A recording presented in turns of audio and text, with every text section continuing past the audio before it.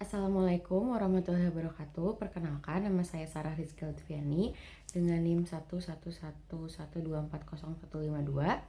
akan mempresentasikan tentang DPRD dengan dosen pengampu Bapak Eki Furkon SHMH. Saya akan mulai dengan pengantar. DPRD atau Dewan Perwakilan Rakyat Daerah adalah lembaga perwakilan rakyat daerah yang berkedudukan sebagai unsur penyelenggara pemerintahan daerah di provinsi, kabupaten, atau kota. DPRD berfungsi dalam pembentukan perda atau dalam legislasi, anggaran APBD, dan pengawasan dengan anggota yang dipilih melalui pemilu. Dasar hukumnya yaitu yang pertama Undang-Undang Dasar Negara Republik Indonesia tahun 1945 Pasal 18 ayat 3 menegaskan bahwa pemerintah daerah provinsi, kabupaten, dan kota memiliki Dewan Perwakilan Rakyat Daerah yang anggota-anggotanya dipilih melalui pemilihan umum.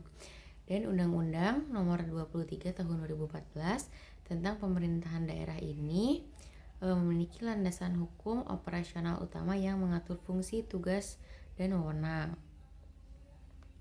Lalu selanjutnya ada Undang-Undang Nomor 17 Tahun 2014 tentang MD3 atau MPR, DPR, DPD, dan DPRD.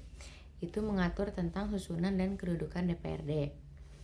Lalu ada Undang-Undang Nomor 12 Tahun 2011 tentang pembentukan peraturan perundang-undangan landasan dalam menjalankan fungsi pembentukan perda atau peraturan daerah. Serta ada Peraturan Pemerintah Nomor 18 Tahun 2017 mengatur hak keuangan dan administratif pimpinan dan anggota DPRD. Masuk kepada struktur dan keanggotaan. Menurut Undang-Undang Nomor 7 Tahun 2017 tentang pemilihan umum, jumlah anggota DPRD untuk tingkat provinsi, jumlah kursi berkisar antara 35 hingga 120 kursi. Sementara untuk tingkat kabupaten atau kota berkisar antara 20 hingga 50 kursi. Khusus untuk Provinsi DKI Jakarta, terdapat ketentuan khusus di mana jumlah anggotanya adalah 125% dari jumlah maksimal kategori penduduknya. Sistem yang digunakan dalam pemilihan anggota DPRD adalah proporsional terbuka, yaitu kursi diberikan kepada partai politik yang memenuhi ambang batas. Untuk DPRD tidak berlaku parliamentary threshold nasional, namun menggunakan perolehan suara di dapil tersebut. Calon yang memperoleh suara terbanyak di urutan internal partainya akan mendapat kursi tersebut.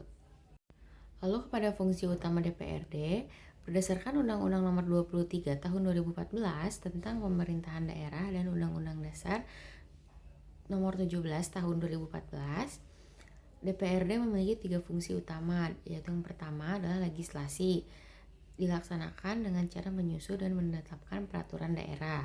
Lalu ada DPRD memiliki peran sentral dalam penyusunan anggaran pendapatan dan belanja daerah atau APBD. Fungsi pengawasan. Nah, DPRD ini memantau pelaksanaan peraturan daerah dan peraturan perundang-undangan lainnya, termasuk pengawasan terhadap pelaksanaan kebijakan yang diambil oleh pemerintah daerah dan penggunaan APBD.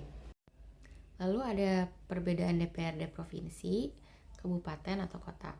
DPRD provinsi berwenang membahas dan menyetujui peraturan daerah serta anggaran yang mencakup urusan pemerintah konkuren yang menjadi kewenangan provinsi, seperti pengelolaan pendidikan menengah, SMA atau SMK, kehutanan, dan koordinasi antar wilayah, kabupaten atau kota di bawahnya.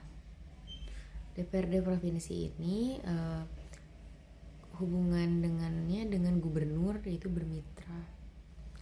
Dan DPRD kabupaten atau kota bekerja pada lingkup yang lebih spesifik dan bersentuhan langsung dengan kebutuhan dasar masyarakat lokal, seperti kesehatan puskesmas, perencanaan tata ruang kota atau kabupaten, DPRD kabupaten atau kota, dan hubungan dengan kepala daerahnya itu bupati dan wali kota. Masuk kepada contoh nyata peran DPRD. Ketika DPRD bersama pemerintah daerah menyusun peraturan daerah atau perda tentang penyelenggaraan ketertiban umum atau perda perlindungan lahan pertanian, pangan berkelanjutan. Dan selanjutnya perannya itu pembahasan APBD tahunan. Tanpa persetujuan dari DPRD, pemerintah daerah itu tidak dapat mencairkan atau menggunakan data tersebut untuk proyek pembangunan fisik maupun bantuan sosial.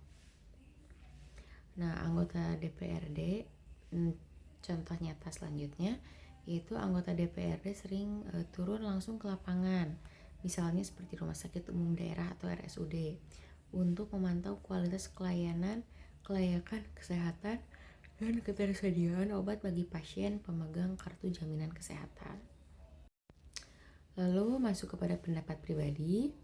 Yang pertama itu peningkatan dapat dilakukan dengan mengubah pola komunikasi dari yang bersifat searah atau mendengarkan keluhan menjadi kolaboratif.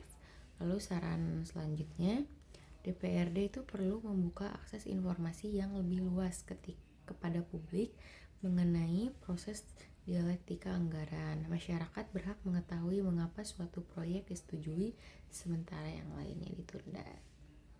Sekian yang dapat saya sampaikan. Terima kasih. Wassalamualaikum warahmatullahi wabarakatuh.